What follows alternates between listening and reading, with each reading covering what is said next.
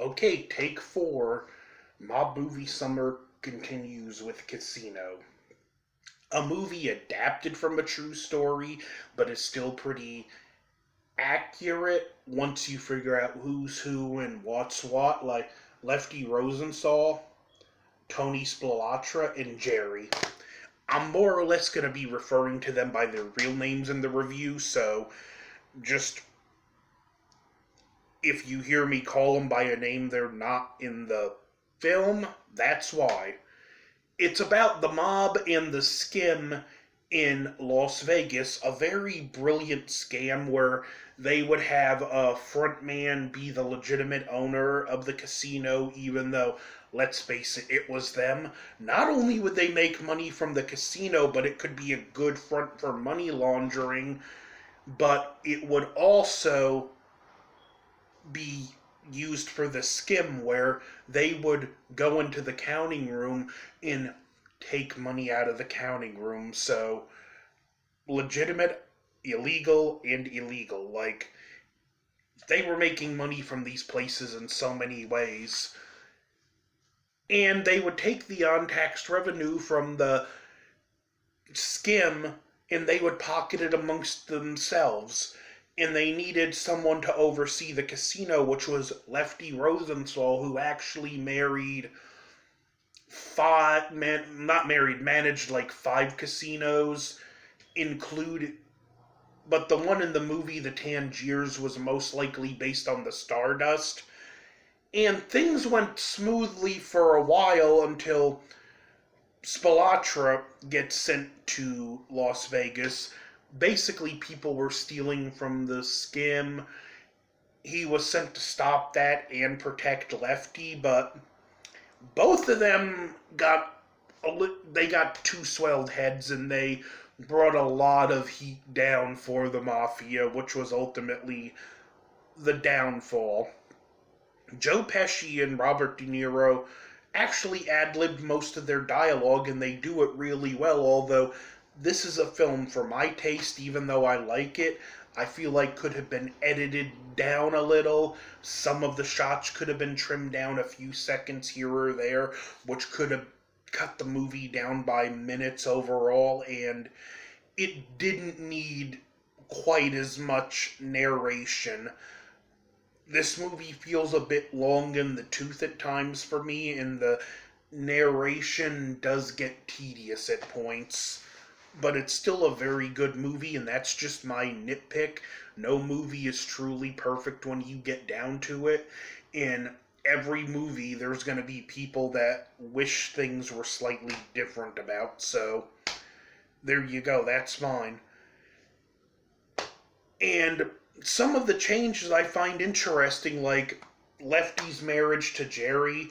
It's a toxic, nightmarish marriage, but the film is very much colored to make Lefty look more sympathetic, and the real Lefty actually worked with Nicholas Pileggi on the story, so it's only natural he would paint himself in a more sympathetic light, where in real life he beat his wife, he would have affairs, and yeah, he was that controlling in the film. She did have to carry a beeper, but it wasn't like in the movie where it made it look like Lefty felt he reluctantly had to do this because of her drug addiction as well as her boyfriend Lester. I can't remember his name in real life, which the movie paints him to be a pimp and her one of his former prostitutes. Not really the case. They were high school sweethearts that had a kid together and they were still close friends. Not saying he was perfect either, but he was nowhere near what the film made him out to be. It's just some interesting stuff that I found out about the movie.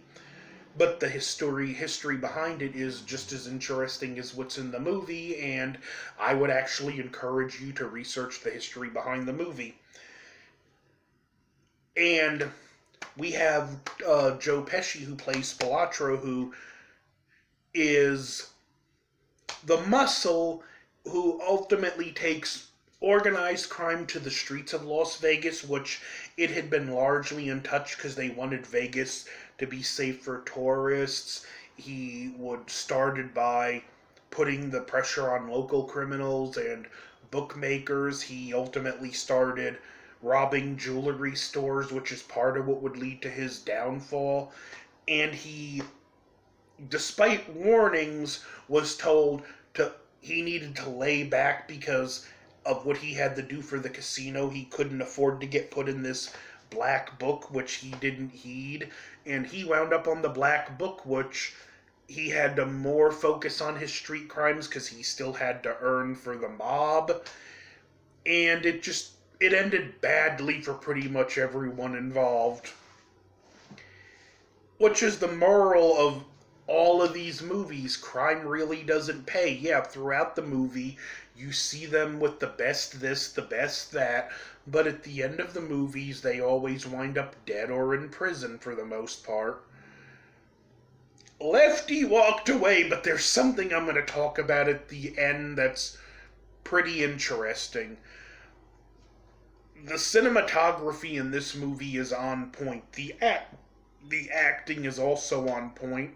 These characters really do throw themselves in the role, and there's not a weak performance shot in the film or a weak scene. They always find interesting ways to shoot things in the way, especially in the narration, even though I think it's over narrated.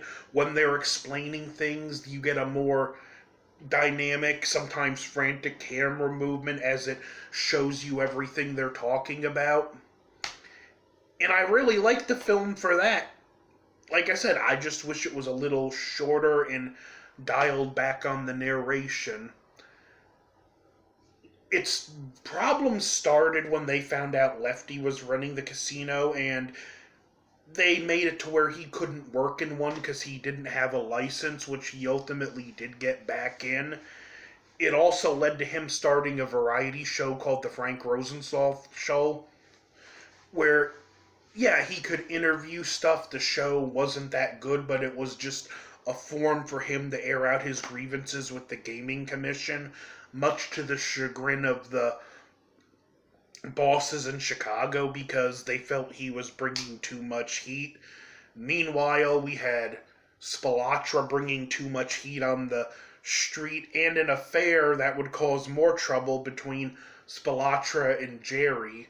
Now, what's kind of hilarious in real life is this affair started because both of them were always mad at Lefty, and both of them were complaining. Because the interesting thing was, yeah, Lefty was an associate, Spilatra was a made man. On paper, Spilatra could have been able to kill him and nothing would have been done about it, but Lefty was put in such an important position that was making so much money for the mob that it afforded him the protection of a made man. You really would have needed the okay from the bosses to do this guy in because he's just making too much money.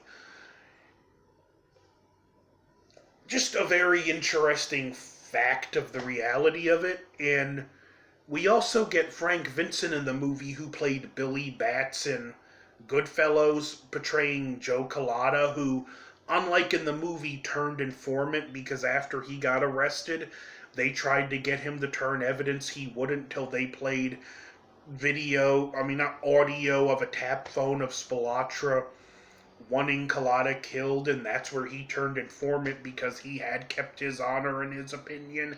He hadn't said anything and they still wanted to kill him, so he naturally wanted to save his own neck, something any rational person would do in that circumstance.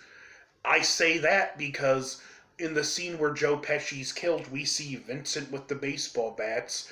Just a fun reference to Goodfellas because he played Billy Batts, who Joe Pesci killed. So in this film, he gets to kill Joe Pesci with a baseball bat. Joe Pesci's death was more brutal in real life. His brother was supposed to get made. They were brought to a basement and beaten and kicked to death. Now, I said I was going to talk about something more interesting at the end of the film. There's strong evidence to suggest Rosenthal was a FBI informant whose code name was Achilles, and although we don't know who Achilles was, There was an informant who had the code name Achilles, and ironically enough, where he may have been an informant, his wife Jerry was a source, and they were both talking to the same agent. And it does make sense in some ways because after the dust settled, Lefty was able to walk away with his money, not be killed by the mob, and not face prison time. Even the mob museum in Vegas, there was a panel where they say he was an informant. It's not 100% confirmed, but if you had to ask me, I'm convinced this man was a career gambler. Although he religiously followed sports, he wasn't a fan. He just saw it as a way to make money. And his philosophy towards sports was his philosophy in life. How could he have walked away when the deck was so clearly stacked against him? The truth, he had an inside source. He knew how to work the system. So yeah, I believe he was an informant. Casino, I'm gonna give a B plus. Really great movie. I highly recommend it. And next, be on the lookout for Goodfellas. Like, share, comment, subscribe. Over and out.